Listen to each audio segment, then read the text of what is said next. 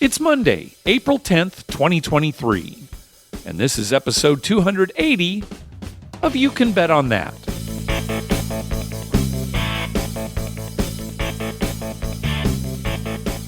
Hi, everybody. Welcome to You Can Bet on That, a podcast for the recreational gambler. I'm Mark Duvall. And I'm Dr. Mike. Well, we're a little late here because had we recorded on our regular day, it would have been between the semifinals and finals of the men's college basketball tournament. And as it turns out, San Diego State went to the finals. So we didn't want to record between those two games when people would probably be listening to the episode after the finals. And so we thought, well, we don't want to have a whole show where we're talking about, ooh, we hope they win, and then everybody knows what happened. It saved me from making a prediction that they would win and then looking like an idiot, right? That's right. That's the whole idea. It saved you. That's right, exactly. Yeah. Plus, I think, if we had recorded, that would have jinxed them, whatever that means, because they end up losing the finals. Sorry, it doesn't make any sense. But anyway, that's why we're late. And oh my gosh, this was quite a run by the Aztecs, and as San Diego sports fans, this is definitely one of the big highlights. Up there with the Padres making the World Series 2 times, and specifically beating the Cubs to go to the World Series in 1984. The Chargers going to the Super Bowl, which, was one of the worst Super Bowls ever. But this San Diego State run was amazing. And yes, they lost in the finals, but they put on a good show. It wasn't a rout. They were within 6 points with 3 minutes to go. Right. It looked like they were going to make a bit of a comeback. UConn did win sort of convincingly, but anyway, this was unbelievable, and the town was just on fire here. Now, it's funny because, Dr. Mike, you and I did not go to San Diego State. No, but we grew up around the corner, basically. Right. And, as far as college sports goes here, San Diego State is really the only game in town. Now, I know we do have University of San Diego. They have football and basketball. UCSD, where you and I went to school, they do have basketball. And they're going to get football, I think. Okay, I heard the rumor. Anyway, so San Diego State is really the college sports in this town. And gosh, both of my parents went to San Diego State. My wife went to San Diego State. My wife did. Yeah, so we've got ties here, and this was very exciting. Yeah, it was exciting. It's just that we still have not got over the hump. Nope, we still have not gotten there. And with the Chargers gone, football, it's basically Padres now. Right. And they certainly have a chance this season. They've got a great team. Well, Lynn said to me before the finals, after we knew they were in the finals, she turned to me and said, this is going to be San Diego's year. The Aztecs are going to win the NCAA. The Padres are going to win the World Series. It's going to be San Diego's year. Because it happens that way a lot of times. Like a city will have 2 champions. No, it didn't happen to us. No, I looked at her and said, no, that's not happening. You did. Good. Okay. Yeah, because I'm not going to die in the next 2 days. So, Well, Mike, when the Aztecs beat Alabama, I was watching with my dad. He's 84 years old, San Diego State graduate. And I turned to him and said, well, Dad, I think this is the biggest win in State's history. What do you think? And he agreed with me. So I'm glad he got to see that. And as the tournament went on, I know there was at least somebody on Twitter after our win over Florida Atlantic who asked me, is that now the biggest win in San Diego State history? And I'm thinking, no, I still think the win over Alabama. Well, yeah, they were the number one ranked team in the tournament. Yes, exactly. And we killed them. Yeah, it was not close. We had some close games in this tournament. That wasn't one of them. Right. That wasn't one of them. So that's a real feather in their cap, though. Yeah, exactly. They took down a number one. Let me play a call that we got from Tara after that Alabama win. Hey, Mark and Dr. Mike. This is Tara of the Tara and Taylor fame. Who's calling in. I was seeing your tweet that your dad was agreeing with you that this is the greatest win in Aztec history. And Taylor and I also agree. So I went to San Diego State around the same time, with some overlapping years with Kawhi Leonard. So you'd think that would be my, favorite wins. But I wasn't actually into college basketball that much in school. until after college when I started dating Taylor, then got into college basketball. And this year we've been supporting San Diego State. Like that's been the team that we've been following more. And we went to the Mountain West Conference Tournament in Vegas to watch them win over Utah State. So we want to say that, you know, a lot of their success this year is probably due to our support. So you're welcome. We will do our best to continue supporting them because we've really seen them benefit from us learning their fight song and going to their games. So we'll do our best to keep it going. Have a great day. Talk to you later. Okay, so I'll take that. Maybe if Tara and Taylor had actually gone to the finals, maybe that would have pushed State up over the edge. But well, my question to both of them is, what happened? What? I mean, they could only get them so far. What happened? I like that. What happened, Tara and Taylor? So Tara is saying, "Oh, we're the cause of this. We're the reason they did so well." Well, then you're the reason they lost in the finals too. What do you have to say? Nobody can argue with that logic, Mark. Again, the Alabama game still, I think, is the biggest win.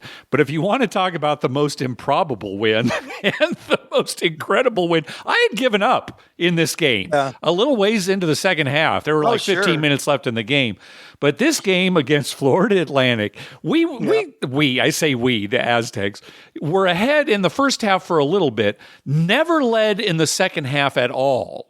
We were down 14 points at one point. The only time we were ahead was on that buzzer beater. At the buzzer. That was it. And that incredible shot to get them to the finals. Okay, maybe not their biggest win, but certainly one of their most incredible wins ever. And actually, we weren't even ahead at the buzzer because he let the ball go. Oh, no, I know. Before the buzzer. The ball was still in the air when the buzzer went off. That's what I'm saying. The only time the Aztecs had a lead was when they won the game. That's it. That's it.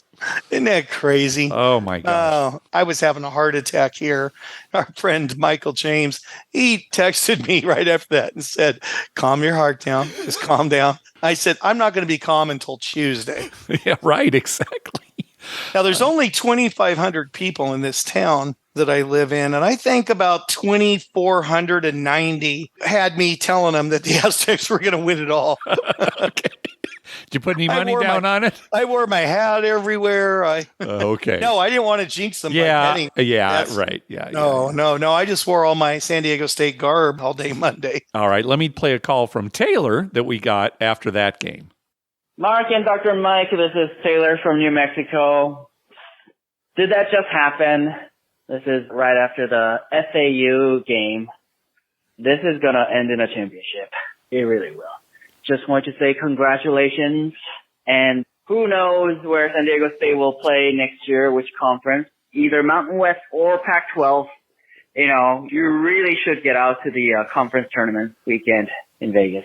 Anyway, let's all just soak it in and calm down, and let's finish it on Monday. All right. Thank you, guys. Bye. Mike, do you think this helps their chances to get into the Pac-12, or does it matter, or do you care? Well, I don't think it mattered. I think they're going to the Pac-12 anyway. Okay. They're a quality team. Yeah. The Pac-12, to be honest, has not been that good in quite a few years. You know, they'll get UCLA in there. Sometimes Oregon has a good run and stuff. But overall, that conference has been kind of weak, I think, compared to the East Coast. Uh-huh. So they're looking to upgrade. And, you know, adding San Diego State is definitely an upgrade for them because they're a good team. Okay. And it helps San Diego State. Well, for sure. They're going to play tougher competition. They're going to get better players who want to play in the Pac-12. Not that their players aren't good. They've done pretty darn good. I mean, Brian Dutcher got him to the finals here in just his third season, third or fourth season. You know, he already has a championship ring from Michigan when he was assistant to Steve Fisher in Michigan. So I think they're going to the Pac-12. I wouldn't be surprised at all. And maybe, I don't know, Utah State or Colorado State's had some good teams recently. You know, maybe another team goes with them. Well, this San Diego State run was the cherry on top for us as State fans. But again, just another great tournament. I think everybody can still agree, you know, no matter what team you were rooting for, even though you might have had some heartbreak on the way, good grief, nobody picked these two teams to get to the finals. UConn, a lot of people maybe did sure UConn, certainly UConn over San Diego State, but yes, yeah, UConn at the beginning of the year started off like 5 or 6 wins in a row, and they were pretty highly ranked. Then they had this terrible losing streak where they lost like 6 in a row, and they dropped way down. And then they were good again at the end. They're a good team. They just had that weird little bleep at the start of the season that kind of hurt them. Yeah, and everybody was basically saying, okay, Alabama's going to take it. Maybe some people thought Houston or something. But anyway, it was one of those years all year long where there was no team that was undefeated. Mm-hmm. I mean, even Alabama had, 4 losses or something? Or it was just a free-for-all, really. But I'm glad San Diego State made it. And I think as long as they don't pack up in the middle of the night, the day before, fall session starts, the whole university's empty and it's all moved to LA, I'm happy. Okay. Yeah. The team can play in the Pac-12 as long as they are still San Diego State. Yeah, I've heard of professional teams doing that. I don't know if I've ever heard of a college team or an entire college, for that matter, moving overnight. But I agree with you. I hope that doesn't happen. All the students get a letter. You'll be attending classes in Irvine for the rest of the... Oh, I knew it! All right. Well, folks, thanks for indulging us on basically sports as opposed to gambling. Certainly, we, had some gambling involved. Oh, there's some gambling involved. The tournament. We didn't do very well in our survivor pool or in wait a minute. I won the pool here in Caledonia. Oh, that's right. That's right. You did. You were in some pool where you picked the Aztecs to go very far, so you won the pool. I picked him to go all the way because I thought, what the hell? Nobody else is going to do that. That's great. For $5, I'll do that. Well, let's move on to gambling. Mike, I understand you went to a new casino in your area. Tell us about that. Well, Kevin, our good friend Kevin, had called me up and said that his wife were going to be in Dubuque, Iowa for a couple nights and wanted to know if I wanted to come up. And I thought, we had just talked to Lynn's cousin who lives in Dubuque. I thought, let's just go down and visit her and her husband. And then I'll head over to the casino, play a while. And then maybe we'll go out to dinner or something. And then, before we come home.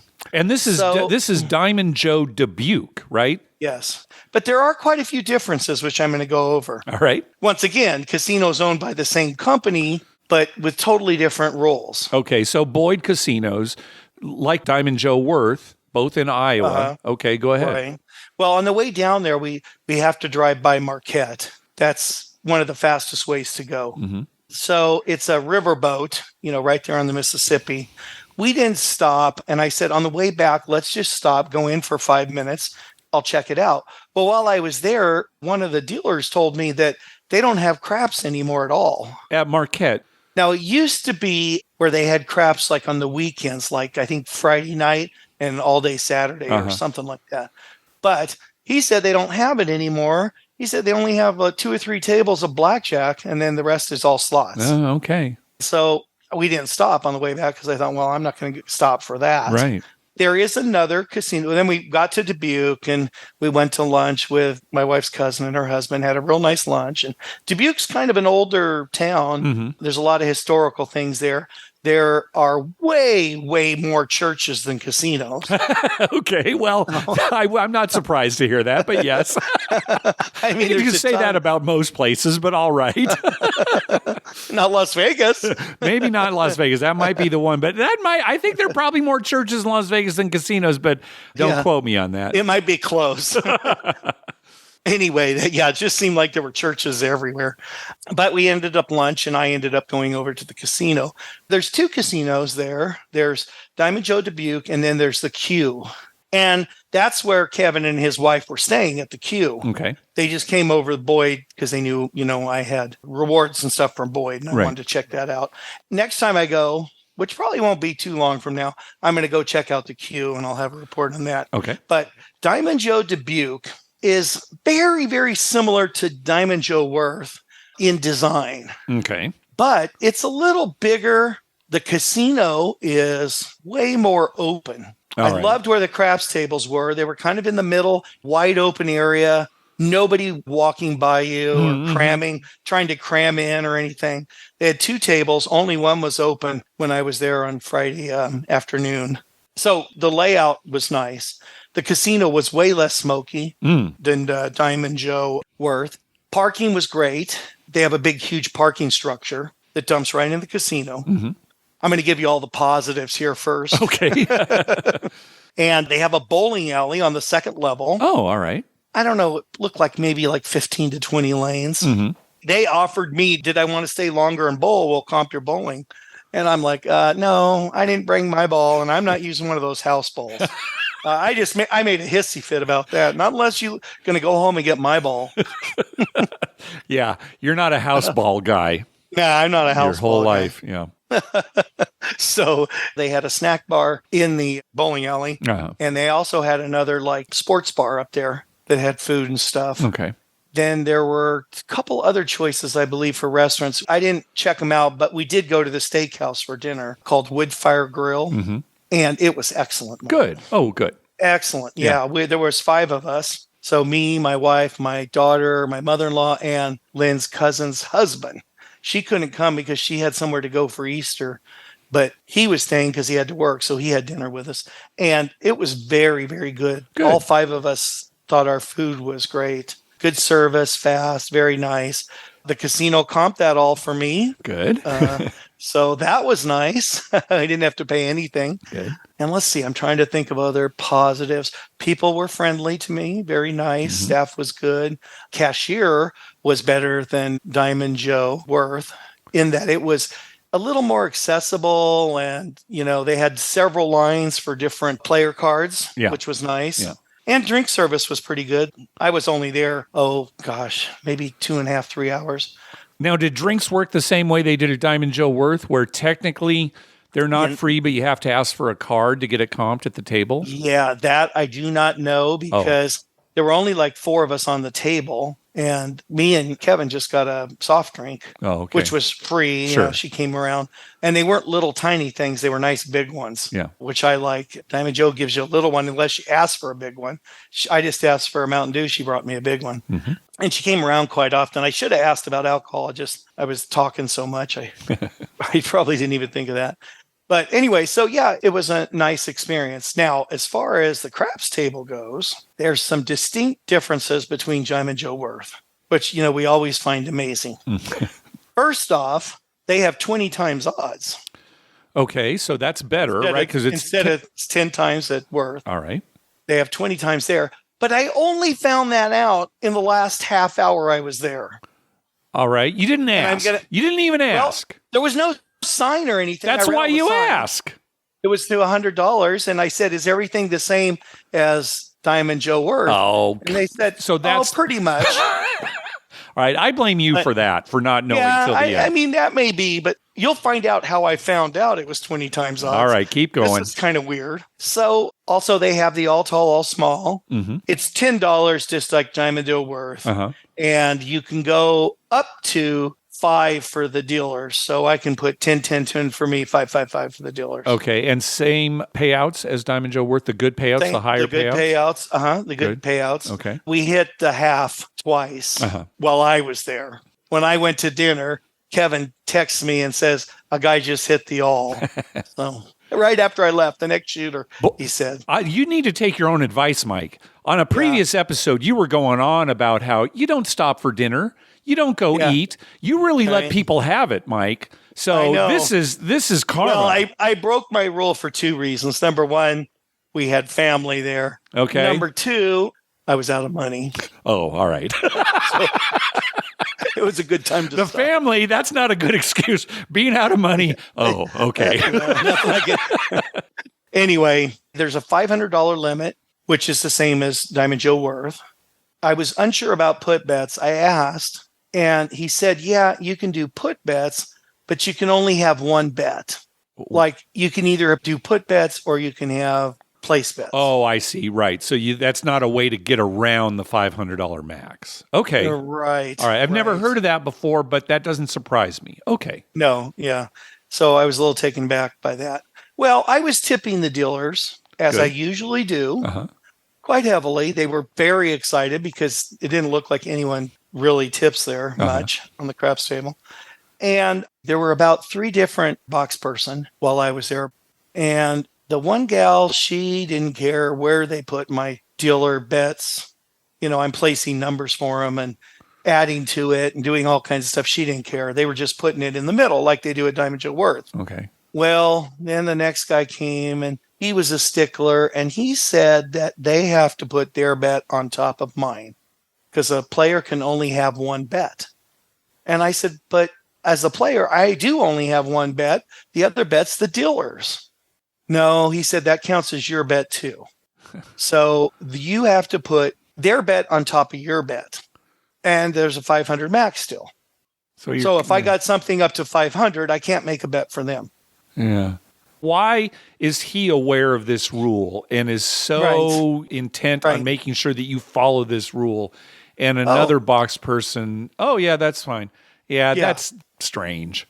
They had to check on a lot of stuff. Yeah. I mean, they were seriously, like 2 or 3 other people. Oh, let me ask the big boss. They had no clue if that was doable or not doable, or how much I could put on the all tall, all small for the dealers. Wow. Anyway, they'd never seen any kind of player like you ever, Mike. It really seemed that way. Yeah. It really seemed that way. So then when he sat down, they're taking my bet and then putting the dealer bet on top of it. Yeah. So I'd have like a $60, say 6, and $12 for the dealers. And then all of a sudden they would just throw it on top. Mm-hmm. So it's a $72 bet. Right. And then the dealer had to pay it, the $72 bet, $84, and then give it all to me. And I had to give him 14 for them to drop in the box for them. And it just slowed it down. Now, what is the rationale behind that? First of all, why is it a rule? Second of all, is it really a rule? Yeah, right. And when I got there, Mark, it was so fast. They were sending them fast. Uh-huh. And I was like, great, I love this. They're going fast. They're going fast. And then when that guy came in, he said that it slowed everything down. Yeah. Then when I go to buy the 5 and 9, he says to me, you got to pay the VIG first. Oh, boy. And I said, I thought that was like Diamond Jo. He said, on the 4 and 10, you pay the VIG after. On the 5 and 9, you got to pay it first. All right. And we used to hear that from Vegas casinos a while back. But right. And I said, really? Yeah. So it's not the same as Diamond Jo Worth. Right. And then he did say, to his credit, well, let me check. And then 2 or 3 pit let me boss check. This is, hey, what do you mean, let me check? Right? That's two other people came in the pit, probably like floor supervisors or something. And there was some discussion. And then they said, oh, yeah, we'll let you. You can pay for it after. We'll let you. Because they saw what I was betting and stuff. Oh, God. All right. I thought to myself, oh, my God. Then, after we finally get all that stuff squared away, someone was shooting. We came out like on a 6. So I had a line bet. I take what I thought is full odds. So I had a $25 line bet. I take $250 odds. And then I put $30 as a place bet for the dealers. Now, this is the point, right? Right.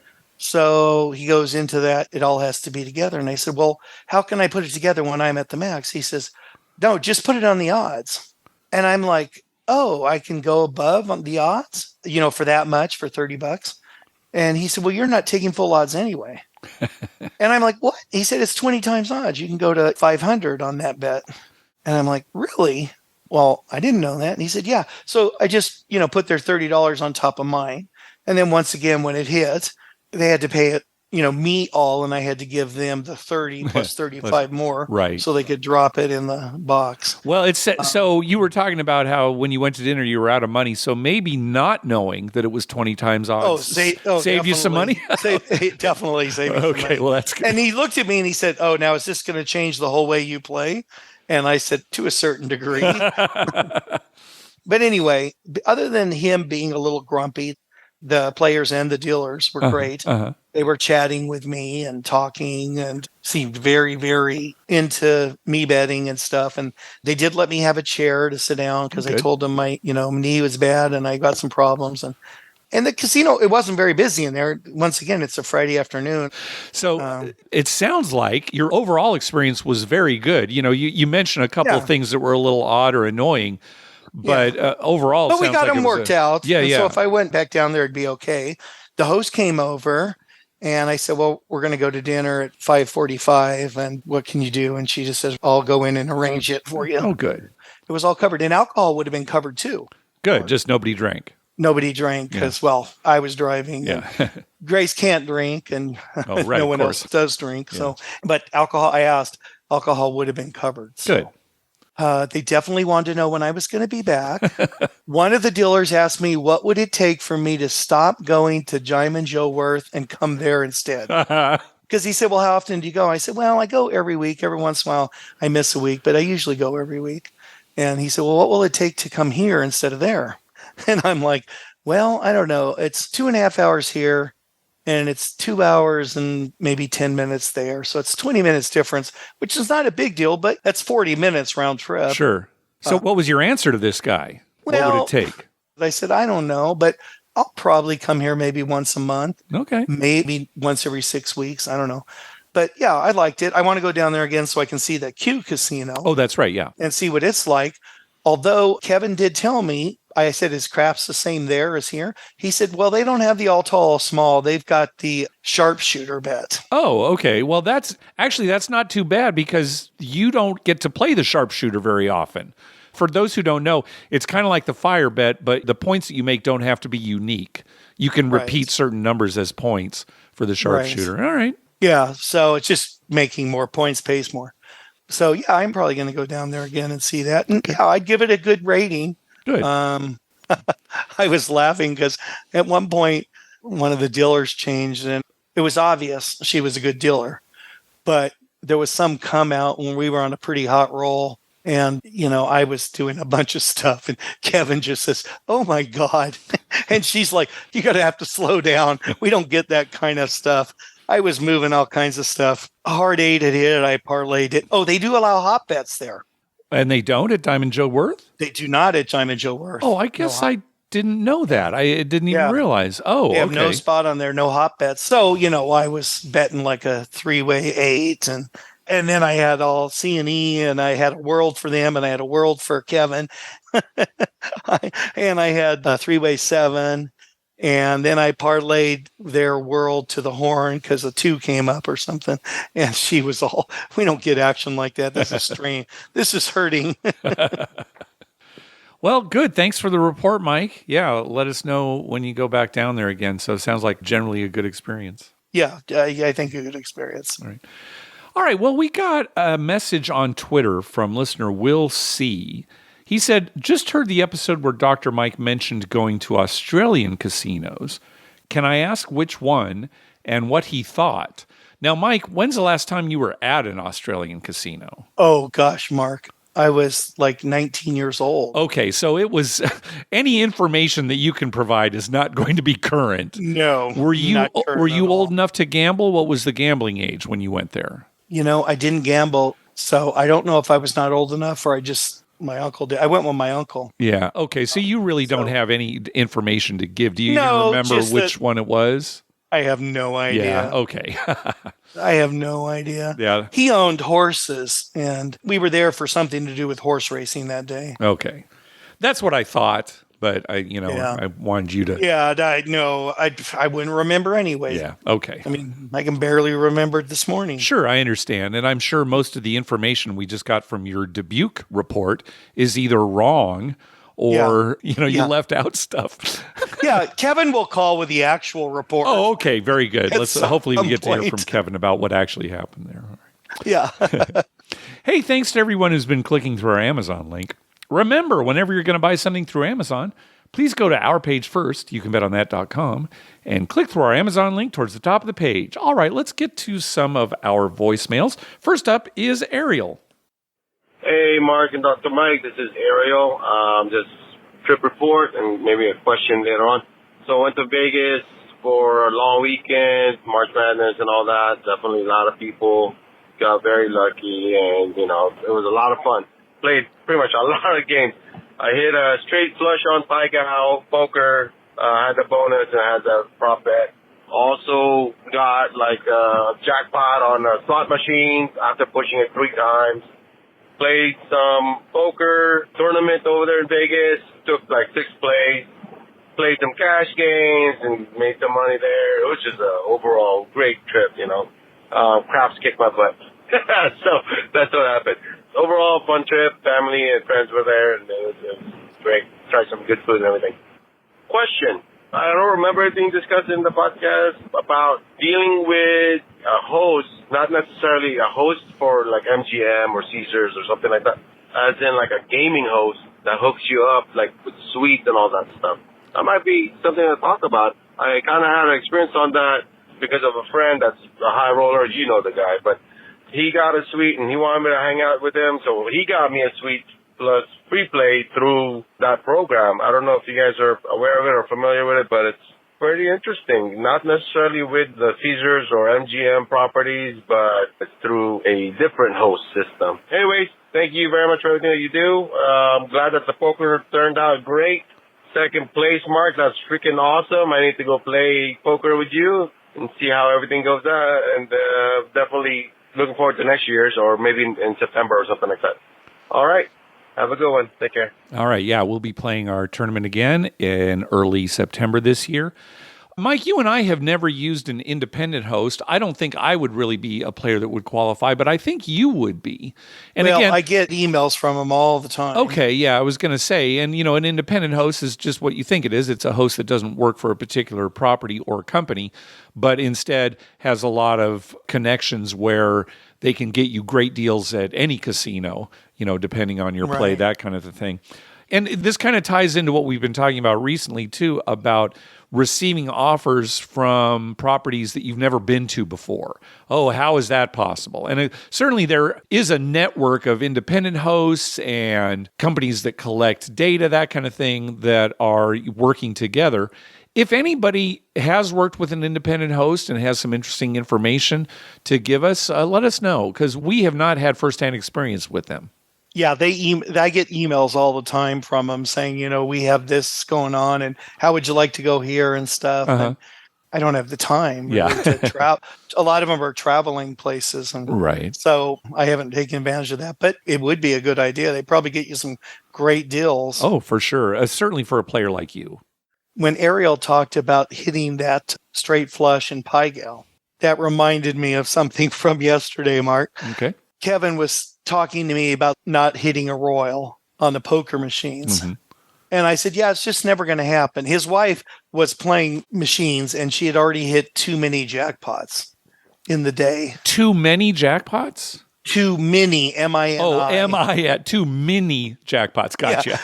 Yeah, I can't afford to win this many jackpots. This is too much. What the hell's going on with too this? many. That's another thing about Diamond Jo Dubuque. If you win more than two jackpots, they kick you out. Okay.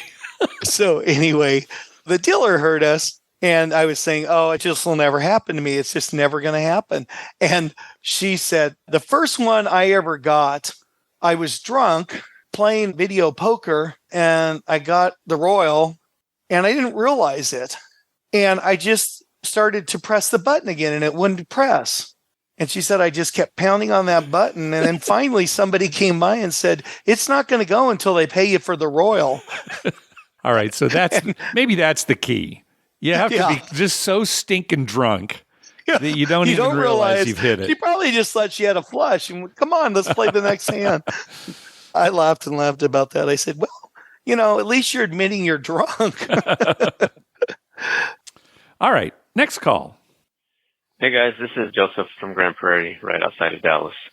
So the wife and I took a trip to Niagara Falls. Some gambling, but mainly a sightseeing trip because we're going to Vegas in May. A couple of things. The conversion to and from Canadian to U.S. was a bit of a pain, but nothing we couldn't handle. Also thought it was interesting to see Sick Bow offered as a game option. I watched that for a little bit. It was interesting. Also wanted to tell you about a rookie mistake that I made. I felt like an idiot. So since COVID, with the limits going up, I haven't played on a regular tables. I've been playing mainly shoot to win, some roll to win, but my wife found a slot to play, and there was a roll to win right behind her. So I walk up to it, and I wait for him to 7 out. I put my money in, and I bet on the pass line. There's a little dollar emblem right there on the thing, so I didn't think anything of it. I thought, well, okay. So I'm putting my bets on there, and about 3 times it won't take them. So I'm thinking, what the hell? And finally, the guy sitting next to me, he tells me, hey, how much are you betting? I said, I'm just trying to bet a few bucks here on the pass line and placing some numbers. He goes, that's a $20 table. And I thought, oh, hell.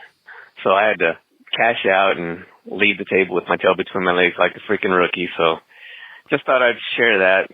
Nobody's perfect. I just got excited to play, and that was that. So anyway, I look forward to hearing future episodes, and you guys take care. Thanks. Bye. All right. Thanks, Joseph. Thanks. I think $15 is the most I've ever seen or even heard of on a roll to win table. Yeah, $20. Yeah. I would think 10 would be the max on a roll to win table. Usually 10. It would only be 15 if it were a big event like New Year's or something. And all the regular tables are up to 50 or 100. And 15 is the most, but 20. That is interesting. I've never heard of that. No. I was going to tell Joseph, though, why is he going to Vegas in May? Nobody is going to be in Vegas. They're all going to be down at Biloxi. Yeah, that's true. It just doesn't make sense at all, does it? Joseph, come on, check this stuff out. You got to go to Biloxi. Nobody's going to be in Vegas. Yeah, Vegas is going to be a ghost town. It'll be a ghost town. Oh, well, he'll learn once he gets there, unless he changes his plans. He'll have plenty of room for that $20 roll to win table. That's true. Maybe it'll be low limits. Right, because nobody's there, so you can take advantage of that. We got $2 craps today. Nobody's at Bellagio, and all the rooms are open if you'd like a room. Did you hear Mississippi Rob's hosting everybody down in Biloxi? Yeah. Oh, okay. Color me up. All right, next call. Hey, this is Uncle Jackie calling in from Western Massachusetts. I was out in Vegas this past weekend for the NCAA Western Regional Finals, and it was a good time. But what I realized is you kind of have to book your travel plans ahead of time, hoping that one of your teams is going to be in there. Or at least that's what I did. I had to book my travel, hoping one of my beloved Big Ten teams made it to a game that I could maybe go see. And that didn't pan out, but it's still a good time to go. But you're in for a lot of people who were there hoping to see their team who didn't make it. But you still are, a part of the action. So anyway, that was a good time. And now I got to say go Huskies, because at least they're from the neighborhood here and they're still in there. On to craps. The table games these days, the minimums are too high for me. So I'm stuck playing, the cylinder craps or the bubble craps. And lately I've been playing the stadium craps. And I was surprised to see that Bellagio has stadium craps for only $3 from the line bet. So it was a good time playing over Bellagio, playing over at Aria. I generally stick to the MGM properties, and I'm trying to get by on stadium craps. And people ask me, what do you think about stadium craps or cylindrical craps? And I said, it's like sherbet when you really want ice cream. I'd really like to be on the felt playing with guys like you, having a good time, busting each other's chops, but limits are just too high for me right now. And on to lodging. The last few trips I've been staying over at Park MGM or Nomad, same thing. And this time, of course, I stayed there because all the teams were playing at T-Mobile right next door.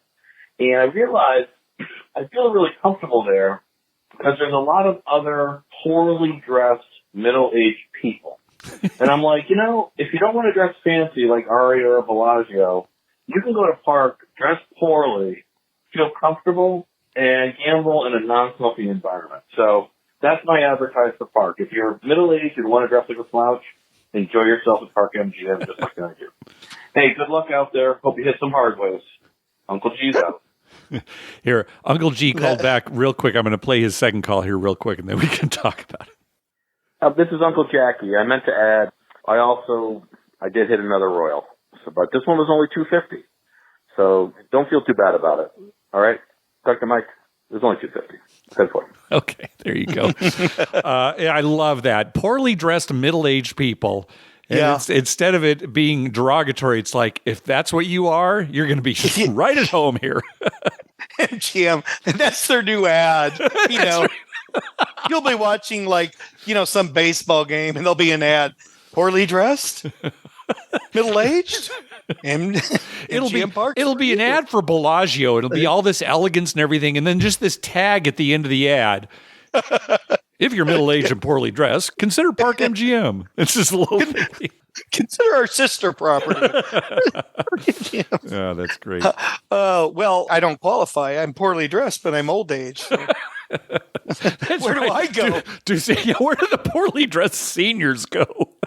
Poor Queens, Mark. They go to Poor Queens. Got to deal with the smoke, but you go to Four Queens. Yeah, smoke's no problem when you're old, right? You'll outlive. You're already old. You'll outlive the cancer from the secondary smoke. What do you think of his analogy, being forced to play stadium craps because the limits of the real tables are too high? He says it's like eating sherbet when you really want ice cream. What do you think of that? That's perfect. Perfect. You know, the thing is, like, I'll eat sherbet. Usually I don't order sherbet, right? But I'll eat it. You know, if it's offered to me, of course I'll eat it. I like sherbet, but if there's ice cream, I'd probably take ice cream. Yeah, right. Exactly. Well, it depends on what flavor the ice cream was. It depends on the flavor of the ice cream, the flavor of the sherbet, too. I like rainbow sherbet, so. I have recently decided that I'm going to go for whatever presents itself to me. So if it's Whoppers malt balls, I'm loving it. Whatever's available. Whatever's presented to you. See, that's a good way of thinking of it because it's a difference between what you would order or buy versus what's available. What's available. Yeah. So if I go somewhere and the only thing they have is asparagus as a side dish, I'll eat asparagus and I'll enjoy it. Yeah. I do draw the line at Brussels sprouts. Right. But, most things. So the other day, the only candy we had was those Whoppers malted ball Easter eggs. Yeah, yeah. I enjoyed a large bag of that. Oh, what good for you. You enjoyed that large bag, you say? Yeah, I enjoyed that large bag. I especially enjoyed it because the other two people in the house don't care for them. Oh, see, there you go. But at the same time, it's not a bag that you would have chosen if you had a variety. Oh, no. You would have gone Reese's peanut Pieces. butter cups or Reese's Pieces, right? Or M&Ms or something. Okay, I got you. Yeah. So just in life, you just have to accept what they got. If you go into casino, there's one table open, it's $25, you got to play it. You got no choice. We got to have a shirt now that says, I wanted ice cream, but I got sherbet. How are the shirts coming, Dr. Mike? Hey, the printer is coming up with a design, and I'm hoping to have shirts at Biloxi. Really? Yes. Wow. Amazing. I have no idea how we're going to pay for it. It's going to dig into our gambling budget. I won't believe it till I actually see it, but it sounds like you've actually done some work. Yes. Again, we'll see, but I'm a little more optimistic than I was before. Something will happen and I won't have them. Yeah, I know. That's why, I'm hedging my bets here. All right, well, let's go ahead and stop there. We do have some more voicemails to get to. What we'll do, though, is we will record again next week. Since this was late, I don't want to mess up, our schedule as it was supposed to be. So we'll get back on schedule by just recording next week and dropping our next episode on Monday, April 17th. How does that sound, Dr. Mike? That sounds good. And as a little teaser for everybody, I think Melanie will be calling in. I have a feeling you're right, Mike. We may hear from Melanie. I texted her and got a little, laid the law down to her. We hadn't heard from her in a while, and I sure would like to have a text. So. Oh, okay. All right. Very good. We'll hear from her next episode, among others. All right. Well, we want to thank some people for some recurring donations. The boys over at Crap Vegas, Jeremy at the Color Up YouTube channel, James, and Kurt. Thank you very much for those recurring donations. We also got a donation from listener Dave, who won our last poker tournament, paying it forward after winning You Can Bet on That tourney. Also a karma donation for an April Vegas trip. Thanks, guys. Well, good luck on your trip, Dave. Also a donation from our buddy Marty. Hello from Reno. Love the show, guys. Marty. Well, hopefully we can see got to get Marty in Biloxi. Yeah, no kidding. We also got a donation from Nathaniel. Karma donation for a work trip to Nellis Air Force Base, March 31st through April 1st. Oh, so this has already gone by. Hopefully you had a good trip, Nathaniel. It happens to be my birthday on the 8th as well. So here's to good luck on the tables when there's free time. Keep up the awesome work. Nate, a.k.a. Double Up to Catch Up. We also got a donation from listener Thomas, headed to AC. Thanks for the pod. Well, very good luck, Thomas. And finally, a donation from our friend Kevin that you met up with yesterday, Mike. Playing craps with Dr. Mike was incredible. This is the least I can do, considering he placed half my bets for me. Very fun. So thanks very much, Kevin. Yeah, the dealers kept saying to Kevin, where do you get a friend who makes all these bets for you? How do I get that? And I turned to the guy and I said, hey, come to Diamond Jo Worth. Yeah, right. Start listening to this podcast. Go to Biloxi. Right, go to Biloxi. Hey, be sure to check out our TV listings showing all the gambling-related shows coming up within the next 2 weeks at youcanbetonthat.com/TV-listings. And our list of gambling-related movies at youcanbetonthat.com/movies. We'd love to hear from you. Call our voicemail hotline at 951-292-4377. That's 9512-WAGERS. 9512-WAGERS. A little early. Or you can email us at youcanbetonThat@gmail.com. You can also follow us on Twitter at youcanbetonThat and on Facebook at facebook.com/youcanbetonThat. Finally, please go to your favorite podcast app and write a review of the show. We love getting your feedback. What do you got for us, Dr. Mike? Well, I should mention, too, about my trip down there that Kevin did put $5 on a hard 6 for me and him when the point was 6, and then he immediately rolled a hard 6. Oh, nice. Okay. Yes. So Kevin's got the touch. That was very nice. Good. Yeah, I appreciate that. And what else, Mark? Padres are off to a so-so start. Yeah, kind of so-so, but it's so early, so. Yeah, I've been watching all the games here. Been watching a lot of baseball, actually. Yep. Yeah, I'm going to keep trying to stay on a weekly, if not bi-weekly trip to Iowa. Yep. I just, going to Wisconsin to go to Ho-Chunk. First of all, the limit's 300. Oh, that you did that since our last episode, too. You went to Ho-Chunk with Michael James. I went to Ho-Chunk with Michael James. That's right. And we had a good time. It's just some of the rules are you can only go to 300. Mm-hmm. They only had one table on a Saturday night. Oh, okay. Because nobody showed up for the other table. Oh, you mean dealers? Employees. Yep. Oh, okay. Yeah. Oh, it was like wall-to-wall people. I think at one point we had 9 people on each side. Oh, gosh. That makes the game slow. Yeah. It makes the game a little boring. And then there's always somebody who's throwing in some late bet or something. So, yeah, they just said, well, we can't get enough people. We had 5 people scheduled and only 2 showed up. Wow. I'm like, so open half a table. But that didn't seem to go over too well. All right. But anyway, yeah, it was good there too. I enjoyed that. All right. Well, very good. And again, you'll hear from us again next week. Thanks for listening. Goodbye.